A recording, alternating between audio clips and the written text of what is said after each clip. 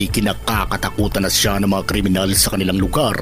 Isa siya sa mga naging instrumento para tumahimik ang magulong lugar noon sa Nueva Ecija, lalo na noong dekada 80. Dahil sa panahong yun ay laganap ang kriminalidad sa lugar, kagaya na lamang ng mga unsolved cases ng mga kriminalidad, lalo na ang malawakang pagnanakaw ng mga kalabaw sa mga maliliit na magsasaka. Dito na isa-isang niligpit ng mga vigilante ng Nueva Ecija ang mga pasaway sa batas.